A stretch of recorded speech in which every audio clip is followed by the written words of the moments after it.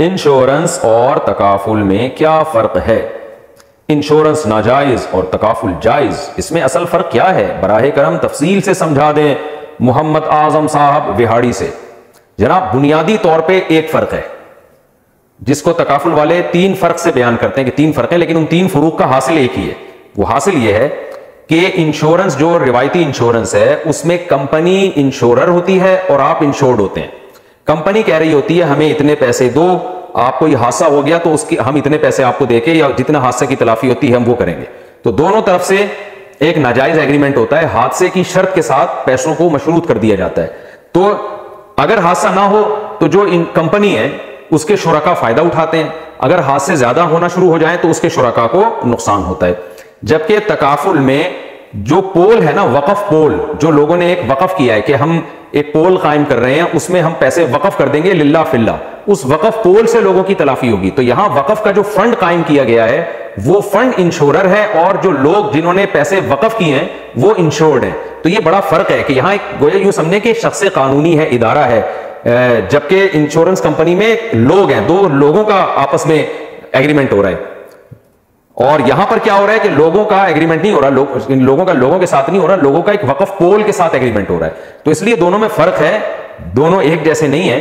رہا یہ مسئلہ کہ تکافل جائز ہے یا نہیں، تو اس میں علماء کا اختلاف ہے۔ انشورنس تو بالکل ہی حرام اور ناجائز ہے، لیکن تکافل میں حضرت اقدس حضرت مفتی تقی عثمانی صاحب مد ظلہ العالی بہت بڑے عالم ہیں، ان کی رائے ہے کہ یہ تکافل جائز ہے، لیکن دیگر بڑے علماء اس کو بھی جائز نہیں سمجھتے، اس میں کچھ تحفظات ہیں۔ تو میں نے چونکہ 1 سال تکافل پہ بہت اپنی طور پر بہت تحقیق کی ہے، جامعۃ الرشید نے میرے ذمے لگایا تھا یہ کام، تو دیگر سینئر مفتیان کرام کے ساتھ 1 سال تک ہم تکافل ہی کو پڑھتے رہے، انشورنس کو پڑھتے رہے، اور پھر جو ہمارا تجزیہ تھا وہ یہی تھا کہ ہمیں اس پہ کچھ تحفظات ہیں، اس کے جائز ہونے پر ہمیں اطمینان نہیں ہے۔ وہ سوالات بھیجے گئے حضرت اقدس حضرت مفتی تقی عثمانی صاحب سے پوچھے گئے، جو ہمیں تحفظات تھے حضرت نے جواب دیے، تو جامعہ کے جو بعض بڑے حضرات ہیں وہ اس جواب سے مطمئن نہیں، جو کہ علماء میں اختلاف ہوتا ہے۔ تو اس لیے دونوں قول ہیں۔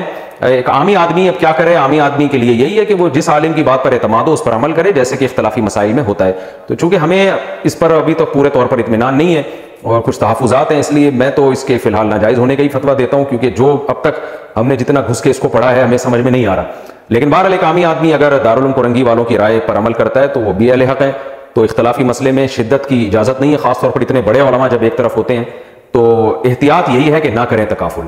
اور کوئی گنجائش پر عمل کرتا ہے ان کا فتوے پر، تو ہم سے فتویٰ لے گا تو ہم تو اس کو جائز نہیں کہیں گے، ظاہر ہے جس کی جو رائے ہوتی ہے وہی بیان کر سکتا ہے، لیکن اگر کوئی ان کی رائے پر عمل کرتا ہے تو وہ زیادہ بہتر سمجھتا ہے، قیامت کے دن اللہ کو بتا سکتا ہے، اللہ وہ بھی اہل حق علماء تھے اور بہت بڑے علماء تھے، ہم نے ان کی رائے پر عمل کیا ہے، تو ٹھیک ہے جس طرح سے چل رہے ہیں اسی طرح سے چلنے دیا جائے۔